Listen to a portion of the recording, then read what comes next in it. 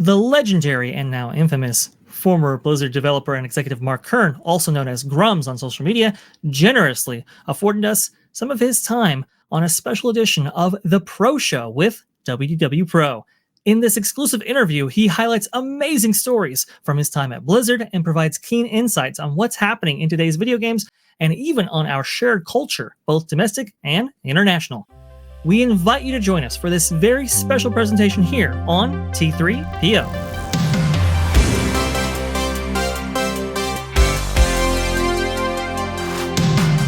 How did you come to be at Blizzard originally? What was that like joining? Okay, so that's two questions. I'll briefly touch on the first. I'm famous for that, Grummz. So you're lucky I limited it to 2. It's usually 17, and I feel badly about it. I was in law school, and I was because I have Asian parents, right? So I was in law school, and as I was in law school, I was working on games on the side. I was working on my first game for Interplay called Star Reach, and then I joined Naughty Dog, and I was working on one of their early games called Way of the Warrior for an old console called 3DO. I was actually there when they got the fax from Universal buying the company. They were so excited, and that's where I started. And I said, listen, games is a lot more fun than law. So after I graduated from law school, I went ahead and I started a game company. And I started a game company called Qualia, and we were making a game called Crixa that we eventually had 2 bidders, Bungie and Blizzard.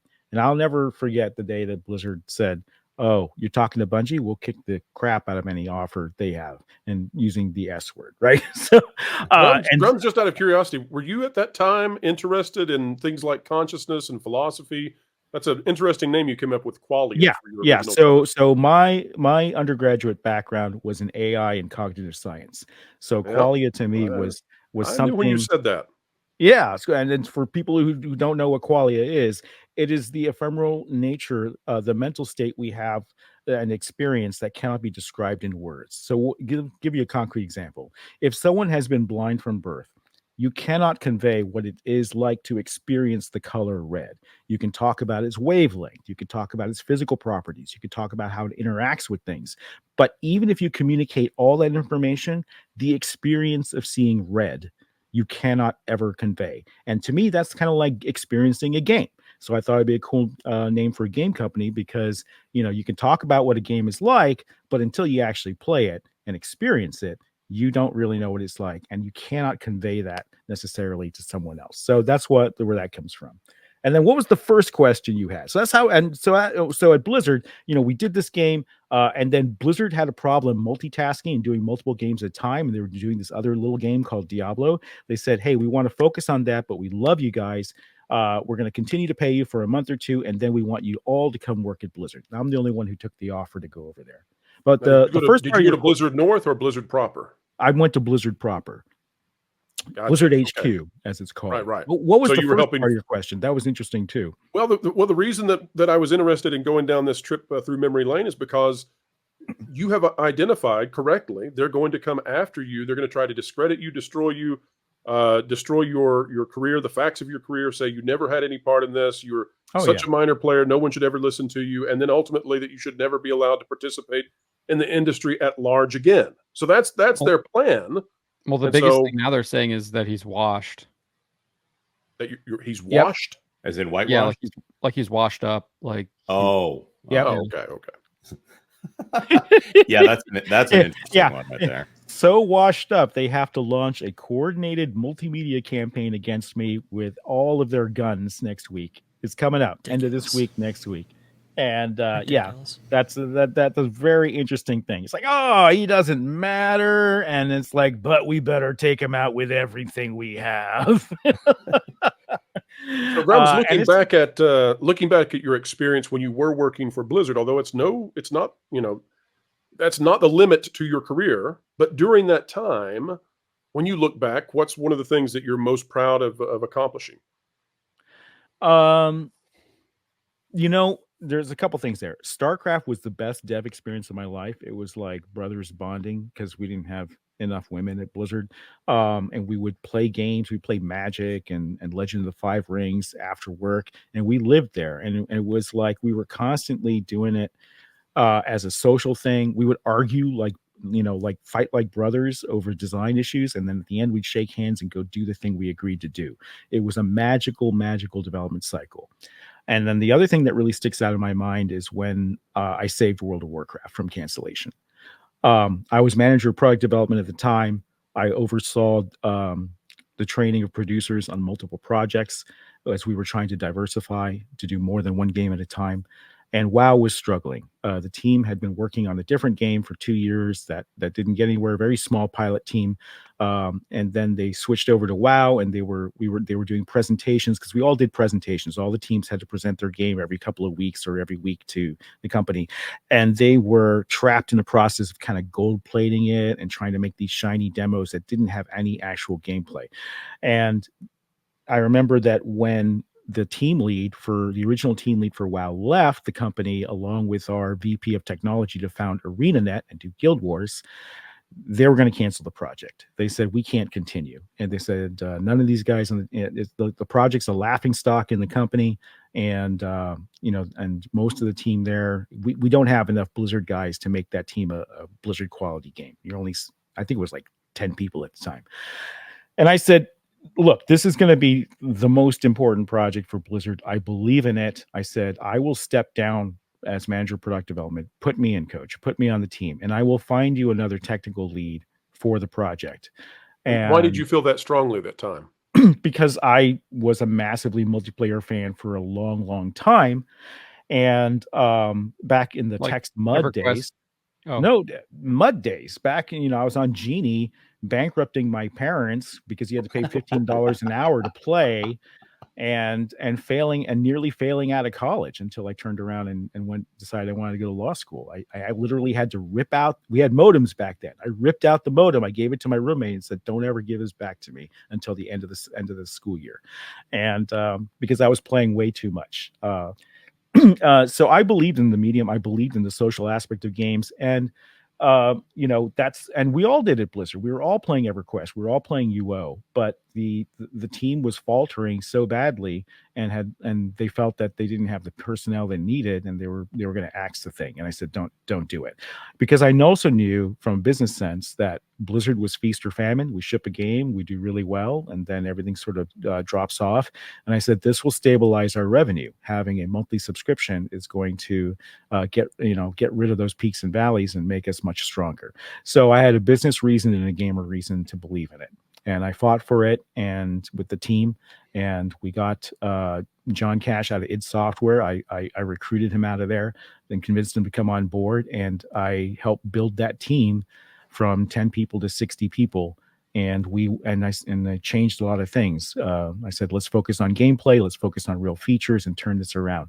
So I saved WoW once then, and then I think I saved it again when I helped out Nostalrius. Well, they did their darndest to prevent you from doing that, because once you saved and brought back the original experience, then they wanted to start inserting modern ideas into the expansions as quickly as possible. Yeah, I think that was a huge mistake. So, I brought the Nostalrius petition to my old boss at Blizzard, and that's another lie that's spread about me. They say I was fired from Blizzard. They like to say it a lot, but that's absolutely not true. I left. I want to come back to that story in a minute. But what I was curious about before we get to the story about how you left Blizzard and why you left Blizzard, because I think it ties in to who you are and what you do. I want to ask one question before that, and that is, when did you know? So you take this major risk in attempting to save this game that has a team of 10, and it's totally given up upon. And you go in there and you're about to change the world by doing that. And there's not many people who can say that they've changed the world, and you get to say that. It's why I have said in the past, I think you should be on the Mount Rushmore of influential individuals in the gaming industry, because World of Warcraft doesn't. Only if there's a secret base behind my forehead. He's not lying, by the way. I just need to point out that when Pro and I have had conversations about this, he's not fluffing you up. This is the way he talks normally. But your secret walkway goes through the pupil of your eye. Just a heads up on that.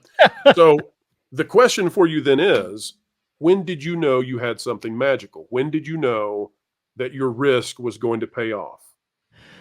We really didn't during the whole development. I was working with the CFO on the financial projections, and he was telling me, look, You're going to require a credit card. It's like, let's take Warcraft 3, which is the franchise is based on, or Warcraft in general. Warcraft does not require a credit card monthly to play. Warcraft does not require an internet, a massively multiplayer high-speed internet connection. He's like, you can basically cut the projections down by 2/3 because that's all you're ever going to make. And your game is by far the most expensive project at Blizzard. And but he was actually a supporter. He was just giving me the facts. He's like, we got to convince them, right? And so I worked with him, great guy, and we put together projections and server costs and everything else. And it wasn't looking that great because with those assumptions, it was looking like this is going to be pretty tight. And it was the first time in Blizzard's history during the production of World of Warcraft that we didn't turn a profit. And I had not only the board of directors of our current owners of Vivendi, a gigantic French company, breathing down my necks. And I had to go in a second time in front of this massive board. There must have been 20 people on this board, and convince them that WoW should continue because it was costing at the time so much money. And so we didn't know. We thought that it was going to do fine, but we didn't know we had a success. But then we started hearing during beta, oh, my mom's playing this. I'm like, your mom's playing this? And, that's unusual. But it didn't really dawn on us until launch. And when launch came around, we had it at Fry's Electronics for the physical copies of the game. And we all drove there for a launch. Were you there, Vash? Oh, well, I was at Fry's around this time, so they would have events like this definitely around this orbit. This was in Southern California. We had the launch event, and we drove up, and my eyes just popped because the line was wrapped like 3 times around the building. And there was a radio station in the parking lot throwing a party, blaring music, and it was an event. And I remember walking in and going, oh, geez. This is going to change everything. And we had signing tables in there. And then I panicked. I said, I talked to Fry. I said, how many copies do you have? And they said, not enough. And I was like, we're going to have a freaking riot. So I said, okay, pull every copy we have from the company store and from everybody in the company who had 3 copies of the game that were coming to them. I said, pull one. I said, can we restock them in a week? They said, yes. I said, pull 1 copy from every team member in the company and pull everything we have in the company store and bring it down here right now. And we barely had enough copies. I think we managed until the last 25 people, but we brought them all down and we had signing tables. And it was nuts. It was like we were rock stars. We were signing posters. And I remember at another table, some woman wanted her boobs signed. And I was like, okay. And they did it. just an indication. I was, I had friends obviously that played World of Warcraft, and I was a Nintendo diehard, but I had friends that I met in that early 2000s era that I would ask. I asked this guy one time at work, like, how did you meet your wife? Because she was British and he was not, and I'm already probably identifying them more than they want to be identified from this statement. But I asked her. He said, she was charming a named giant. And I was like, what? Excuse me? What? Say that in English? They met on World of Warcraft and got married because of the connection that they made on World of Warcraft. This is how large the influence of this game is for anyone who does not understand how big WoW was and the impact that WoW had on the gaming community. That it leads to a very important point. Ultra conservatives like to bag on games as being a degenerate influence on society, and they can be. Just like anything can become an addiction, anything can be carried too far. I definitely in college was flunking out of college because I was gaming too much, and I had to have the discipline to stop. That can happen. But on the other hand, I can say from all the messages and fan mail I received that WoW has probably saved more lives than any single doctor out there, and brought people together in ways that they would not have been able to make friends, and they would not have been able to find love, and they would not have been able to get married because they looked a certain way or they were awkward socially, right? But they could communicate online with each other and they could have social groups. And this gave millions and millions of people hope. And it also taught leadership skills. People who run guilds turn out to be great executives. There was a study done on this, and wow. And the net benefit of these games far outweighs, I think, the negatives that can occur with games. And I think it's a very important social phenomenon. And on a side note, it made my mother think my father was crazy because my dad, who I'm sure is listening right now to the show, had written down on a physical piece of paper, on notebook paper, his to-do list for the day. And included in some of those real life to-dos was stuff like collecting quill bores. And my mother thought he had lost his mind. So no idea what those were. Folks, if you don't know what kind of phenomenon World of Warcraft was when it launched, and essentially would never have launched without the man on the panel in the top right, let this be a lesson for those of you who are whippersnappers or who this was not your game at the time. I'm Mr. T, and this is my Night Elf Mohawk. Cut, T, there's no such thing as a Night Elf Mohawk. Well, maybe Mr. T hacked the game and created a Mohawk class. Maybe Mr. T is pretty handy with computers. Had that occurred to you, Mr. Condescending Director? So, all of Huge. that said, everything is magic. You have transformed the world. You have, once again at Blizzard, taken a genre that is drastically underrepresented, and all of a sudden it's going to be the front leader. People are going to try to copy what you have done, and you have directly impacted the lives of millions of people who now have this shared experience. But then, and this, Grummz, this goes to what I think you're all about, and you correct me if this is not what you're all about. We get to where that magic ends when you leave Blizzard. Can you tell the folks out there why it is that you left Blizzard? And then I want to bring that into focus for how that, I think, reflects you today. There's a couple reasons for that. One is I went to Blizzard because I said, okay, I want to learn how to make great games, and then I want to try it on my own, right? So that was always in the back of my mind. But as I spent 7, almost 8 years at Blizzard, I was really forming a bond. But it was very, very stressful. It was very trying, and things were starting to change as money came into the company. That magical time of StarCraft development, it didn't feel quite like that anymore, and things were starting to get corporate. And there was a pivotal event that I'll never forget, where because we hadn't turned a profit because of the cost of World of Warcraft, the CEO and one VP and 2 founders and I sat in an office, and they said, we're going to cut people from the team. We're going to do firings across the company, and we need you to select 10% of your team to lay off.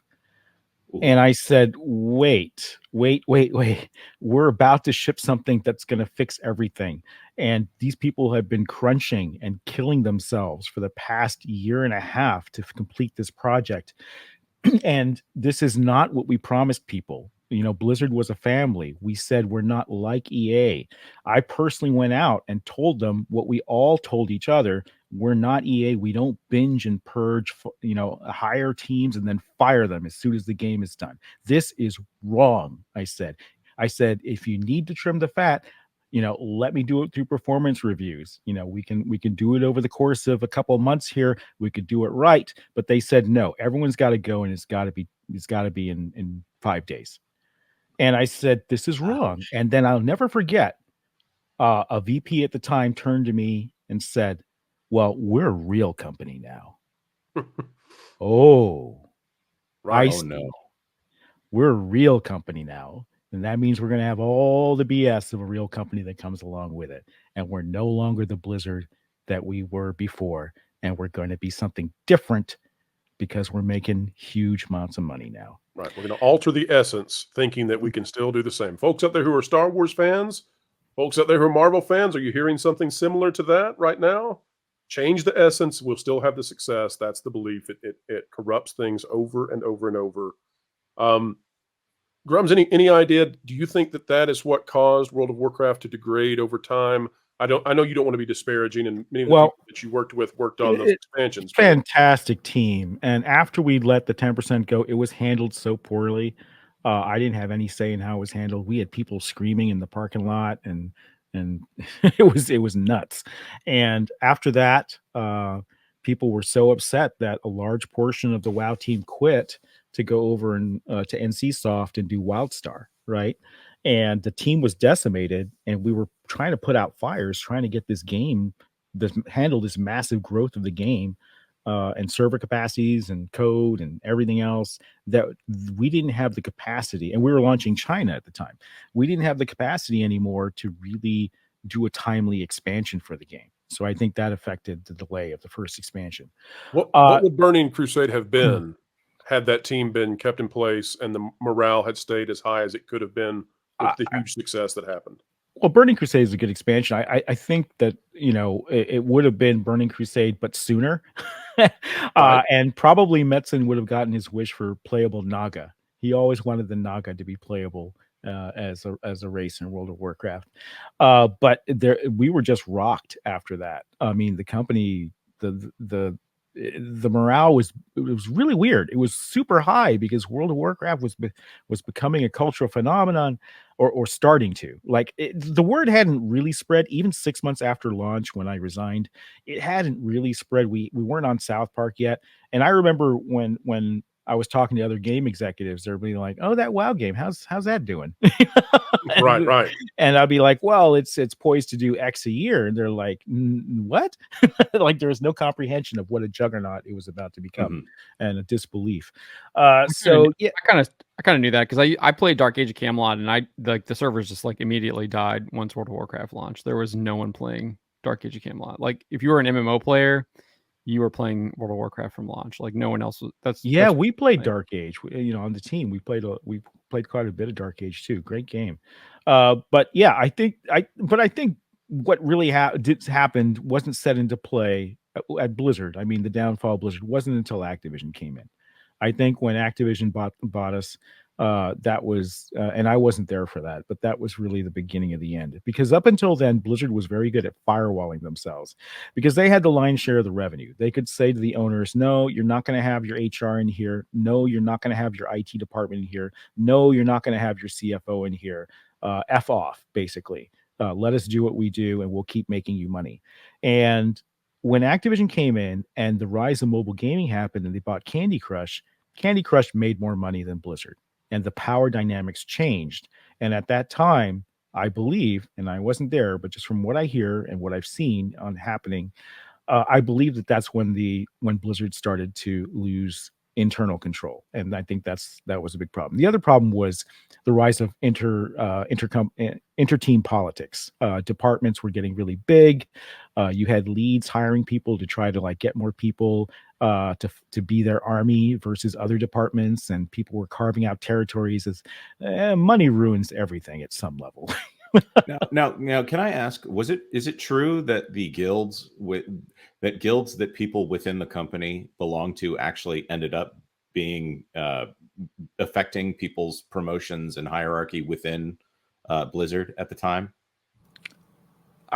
That's the first I've heard of that. Tell me more about that. That was after WoW launch. I mean, we hired some really great guild leaders who became, lead designers and stuff within the company. Like I said, guild leaders tend to make really good designers and really good executives. But what happened there? The story that we have heard in the past here is that there were within the company some dynamics based off of not quite in the same way that they would say, well, we take our smoke breaks together or things like that. Instead of it being this clique that existed in the real world, rather it was a guild and the leadership of the guild, and that you, in order to progress in certain areas of the company, that it was to your advantage to be a participant in whoever that manager or leader's guild was within the game. Wow. In order to succeed within the company. Well, it definitely became cliquey. I can confirm that there were definitely cliques forming within the company. And I think it was a huge mistake when they moved to the new offices. Look, Blizzard used to be very flat. Anyone could come to my office and complain about the way we were making the game or complain about a feature we were doing, and I would listen to you. And no one had to be worried about being fired or anything for that. But when they moved into the new building, they keycarded everybody off. So executives and leads were behind one keycard access, dev teams were another, and QA was completely keycarded off. And QA often knows what's really wrong with your game. It was really great to hear from those guys because they're playing it constantly and they'll tell you what the scoop is. That's, I think, what got CD Projekt Red into trouble is they didn't listen to their QA team. And as soon as Blizzard started compartmentalizing. And as soon as the politics came in, and as soon as the money came in, and people were vying for power, these cliques formed, and that was really, really disruptive for Blizzard's culture. So, Grummz, we've got a lot of audience members out there who want to ask you questions, and they've sent in super chats. I'd just like to attempt to summarize this so that everybody understands who you are a little bit better. And you tell me where I missed the mark. No pun intended there, but happy that it happened. So, Grummz, you were drawn, it seems to me, to tabletop games out of a desire for camaraderie, fellowship, friendship. You then go into gaming. You go to such lengths that you name your very first company, Qualia, which indicates that you're chasing in your life after the experience and sharing that experience with others. You go to Blizzard, you save World of Warcraft. You're a huge part of making a game that redefines national sport in Korea with StarCraft. You are driven by this experience, but then you also, it seems to me that you left Blizzard feeling that the betrayal of that fellowship and camaraderie and experience together, that is a sin too far. And then you go make your own company, and you've still been working at that. You attempt to bring back that feeling of camaraderie and friendship and fellowship with going with the petition to bring back the original Warcraft. And I see that as a continuation all the way up until today. And so when people say that you're washed up or whatever this new argument is, I think it's absolute bumpkus, because you're doing the same thing that you've been doing in a transformative manner since you were in college, in my estimation. I think that what you are up to right now is what you've been up to all this time. And that is, I think, on the grandest of scales, the entire gaming industry, that you are attempting to save the fellowship and friendship and camaraderie and unity of people coming together to share a game together. I think that's what you're up to right now. I think you think that is under siege, and you're going to protect it in the same way you've tried for your entire career. Is that a fair recollection of how this is going? It's very flattering for one part, but listen, I was always in it for the games, right? I was always playing games. I was always wanting to make games, and that has always driven me, and money was always secondary. And I think in many ways, money tends to ruin things for a lot of people. Not for me, because I don't really think about the money. I think about, what can be done. Well, how can we make games better? What's the next innovation? And one problem I had with Firefall was thinking too far ahead. I had some of the original Twitch founders in. I said, this is going to be big. We were I think the first game to integrate their Twitch API directly into our game. I started a studio to do Twitch live streaming. We had the second largest show with Firefall Live, and it was doing fantastic metrics for the game's visibility. I said, let's go direct to consumers. Let's go to PAX trade shows instead of, the E3s that are reserved for mostly industry professionals. Let's take our game to the public. No one did that before. That was a first for us and first for everybody. I said, let's go YouTube, because I don't want to buy banner ads and site takeovers. Site takeovers back then were 500,000 to $1 million, okay, for a website. If you want to take over the site for a week or 2 weeks or whatever, that's how much traffic they were pulling. And I said, let's not do that. Let's put the money into YouTube instead. And I would actually show metrics showing how much stickier YouTube was. And the video didn't even have to be about the game. We could do videos, and we did videos on everything. My favorite one was we did an early video where because our game had jetpacking, right? Where we had people on water jetpacks, and we strapped paintball guns to them and shoot each other and see just how effective that could be. And we were out on the water. We had helicopters filming, all this stuff. And, but I got into trouble for that. They said, look, YouTube's a waste of money. Twitch is a waste of money. And you started this studio, and the studio cost nothing compared to the total marketing budget of the game. But I had a ex-EA AAA marketing exec in my marketing team. And while he never had the balls to tell me to my face, he was part of a whisper network that said Mark's wasting money on YouTube. And it was not true. We would show metrics, and it was killing banner ads. It was just so much more effective, even back then. And we had, companies that approached us, what were those network companies on YouTube? I don't even remember the name. MCNs. They were nothing at the time. Yeah, we were getting approached by some of the big ones, and Disney bought the one that approached us. Oh, that would be Maker Studios. Yes, Maker Studios. Yeah, we also like to point out that was a huge waste of money on the part of Kevin Mayer and Bob Iger. Since this is a channel that covers Disney all the time. But I mean, this was exploding and nobody saw it. Nobody believed on a dev team. And I said 4K is going to be a thing. So let's get 4K cameras and shoot this stuff so that our evergreen YouTube material doesn't decay over time. And they said, no, that's a waste of money. No one can see 4K. Okay, no one can see 4K. Your eyeball can't resolve it. I got so much flack for that. But the other thing is, I said, let's turn away from graphics and let's start an AI department, because this is where we're really going with servers and everything else. I was too far ahead in many ways, and people weren't ready for it. And now I've learned how to temper that. I've learned how to dole that out, and I know more about timing now.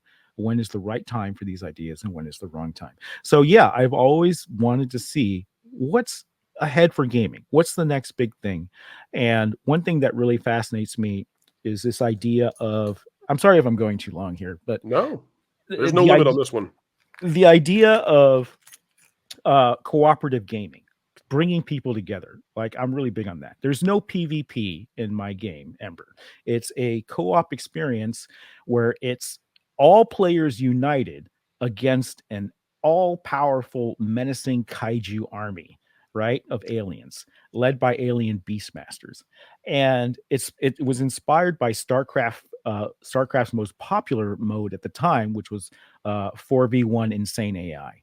Right, so it would be 4 players jumping in. You set the against one AI enemy. You set it to insane, and then you try your best to survive as long as you can and to actually beat that. So we're redoing that website. I had a focus there, and I can't help but notice that your female character there is not an insufferable cow. I know. Imagine that. But we have husbandos too, so there's a guy there. And but it's something that I want to see, and it's just sort of this because here's the problem with MMOs today and guild activities. Time is short, and you can't have effectively a requirement for 40 person plus above raids, because no one has the time to coordinate that. So one thing that I was very aware of is that we needed, because of competition in the online space for online time from social media and everything else, we needed a way to bring people together with distributed goals so that everyone can work collectively, but you don't necessarily have to work at the same time.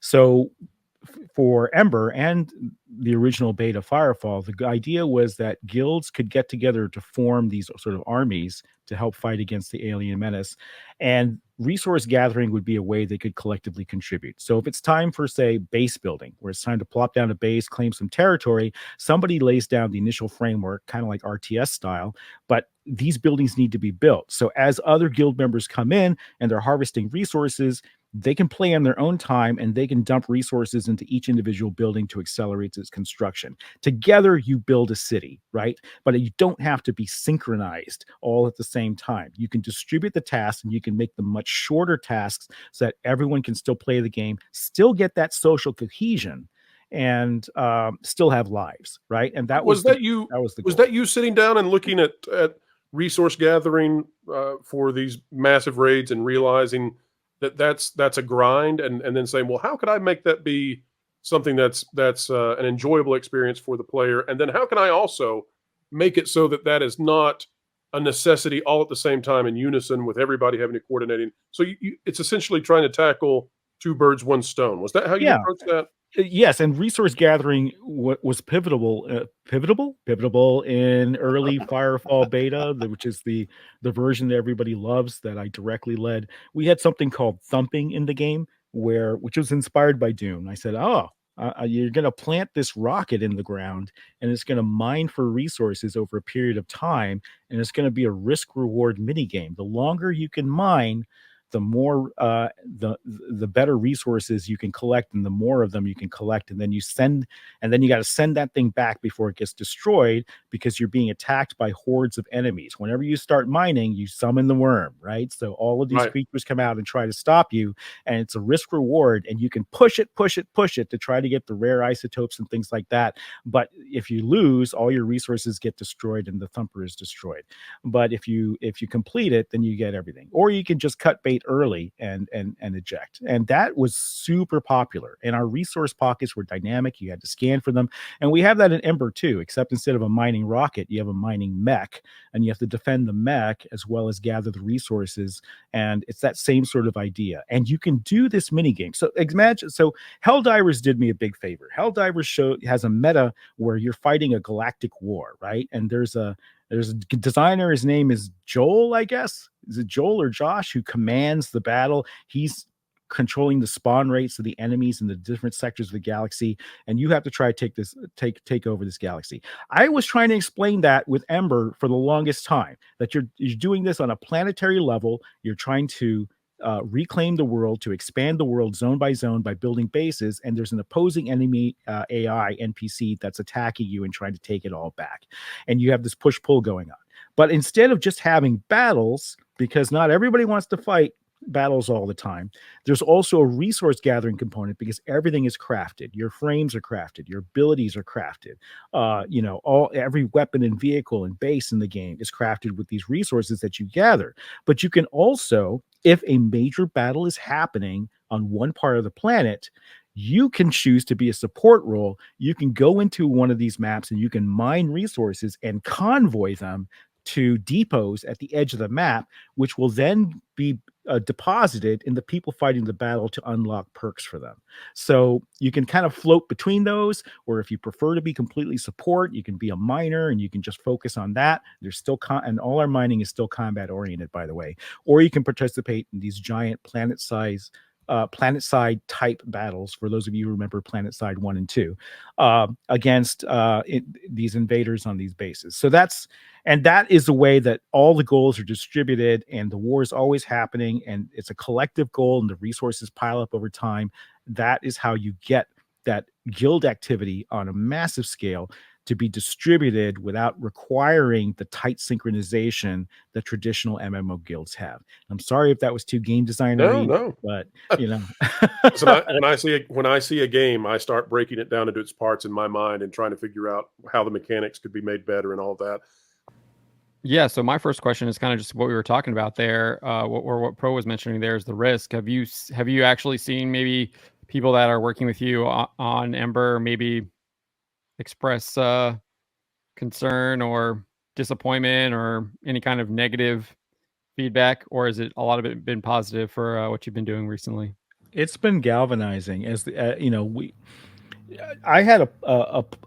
was worried. Okay, when I first started off, I said, listen, I said, this is when it first started, and Kabrutus first started. I said, this is going to be Gamergate 2. And if I say anything, I'm going to be in the middle of it. And so I tried to pull back. I think if you dig up my first tweets about it, I was like, just ignore them. Don't respond to them. Don't say anything. Let's just stay out of it. They have no power anyways, the journalists. And then it just got worse and worse, and we discovered more and more. And I'm not the type of guy that can just sit by and let stuff happen. And that's probably a character flaw as well as perhaps a strength.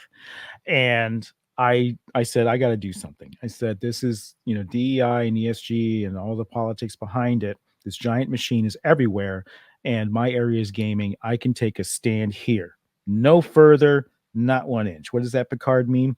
From first contact, of course. Hold the line.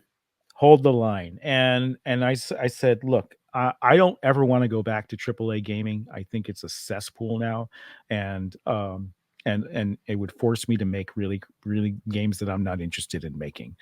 So I said, okay, can we be okay if we do this? And I said, I think it's worth a shot. It's worth a shot to try to stop this from happening and to make gaming fun again. And so that's when I decided to speak up and jump into it and be very vocal. And I left Ember out of it. I don't shill the game. And every stream that I'm on, people say, "Would you like to plug your game?" And I say, "No, it's not about that. It's about the topics here. It's about what's important." And and I don't want it to detract from what we're trying to say. But they pulled me in, right? They targeted the game. They made it a thing. And so at that point, I went to the community and I said, "Hey, this is happening." And they said, "We know and we support you." And I'm very, very grateful for that. And the team supports me. And it's galvanized everyone, actually. And the community is probably stronger than ever because of these attacks. And we're gaining members. I don't know what it is. Over the weekend, we gained 1,400 people in our Discord. And the activity is just popping in there. So, I think people are starving for someone to speak on their behalf at your level. I think they're literally starving for someone to please just say what is obvious to so many. And I think you've done that. Yeah, Well, I guess so. I think that speaks to so much of the problems that we've been having. I mean, I don't want to praise Elon Musk too much here, but I think we wouldn't be able to speak in the way that we're speaking if Twitter had not been taken over essentially by a free speech force. Jonas, just because he wouldn't give you a free Cybertruck and canceled your Twitter deal, come on now, let it go, Jonas. Let it go. He hasn't given me one yet. Yeah. No, I think it's really important when these influential figures from these, let's say, elevated backgrounds, or however you want to necessarily place them in society, when they are advocates for some of these causes like free speech or some other things that are more unifying issues. I think it's really important. We were talking about this last night, Jonas, how it was like when John Lasseter was still at Disney, advocating for quality, advocating for what was right. You have to have those key people in those very influential positions in order to enact necessary change. Yeah. Grummz, I did want to ask you, do you have community managers, and how many flags do they have in their bio? We have community. I have a community lead, and I have community manager, and we have volunteer moderators. Everything's volunteer at the community level. I don't really care what flags you have in the bio. I care about. I'm just messing around on that. Of course. I care about, what is, are you anti-gamer? Are you disparaging the paler shade? Are you, are you espousing, radicalism and activism in your day-to-day stuff? And we don't have anybody like that. We did have one with flags, and unfortunately, the other side pointed that out, and that person was very concerned and stepped away. And I said, "Don't do that." I said, "I don't care about flags and bios. I can't, and I said, I've gone through your Twitter feed, and there's nothing there that's a problem. Okay, you like this and you like that, but I'm not. That's not going to affect us at all." Right, but that's not the woke mind virus right there. The totalitarian nature of the woke mind virus it means that these things can't coexist. If people can coexist, then they're not woke. Yeah, that's what I mean by the division there. So it hasn't impacted us negatively at all. In fact, it's been a huge positive, and they have completely failed in their attempts. And we are closer and tighter knit as a community and as a team than ever before. And our projects had ups and downs, and there's complexities behind that I tried to explain on the other show, and I'm happy to explain anytime. And I'll probably wait till the hit pieces arrive to go deeper into that. But we have nothing to hide. I told the community, we have nothing to hide. You guys are free to talk about whatever you want to talk about, the ups and downs of the project, but we have everything to prove. And there is a fire in me, and because I want to see this game made, I want to see Firefall done right. I want to deliver the game that people were so excited about when I was running design and development during closed beta. I want to see that game delivered. And so that is, and I figure I've got like 3 games on my bucket list that I want to make, and this is just one of them. And so I have a fire in my belly like never before to make this game and to show people exactly what it's about. And I'm really happy Helldivers came along to prove the meta concept of meta warfare, and I can talk about it and say it's like Helldivers in this aspect, and people immediately get it and understand it. So we're all excited. And I've been prepping the community. I said, hey, look, there's reporters in here now that are recording everything, that are mining stuff, they're approaching people. They're probably going to get some backers that aren't happy, that are going to say stuff. Fine. But these reporters are so disingenuous that even my largest backer ever, who we had a falling out a little while ago, came back and said, you're wrong. I'm actually completely satisfied now. And the reporter said, no, you're not. No, you're not. That doesn't fit the narrative. And he mocked him. He said, oh, you're just a patsy, or it's, the implication was that he was a patsy for this. It's like, no, there's no NDA. So that has even made us stronger in that sense, because people see what this guy is doing and they're upset by it. So everyone in my community is united. Everyone is ready, and everyone's expecting the hit pieces to come, and we're going to keep getting stronger because we believe. That highlight was from the Pro Show, where the full replay can be found on his channel exclusive to members. A very special thanks to Grummz for joining us on that special edition of the Pro Show for those excellent insights. Be sure to let us know in the comments below what you think about what was discussed today, and we'll see you here again on T3PO. Please comment, like, and share this video, and don't forget to subscribe to That Park Place Podcasts Online, your source for exclusive content and highlights from WDW Pro, The Pro Show, and That Park Place for all the news that should be fun.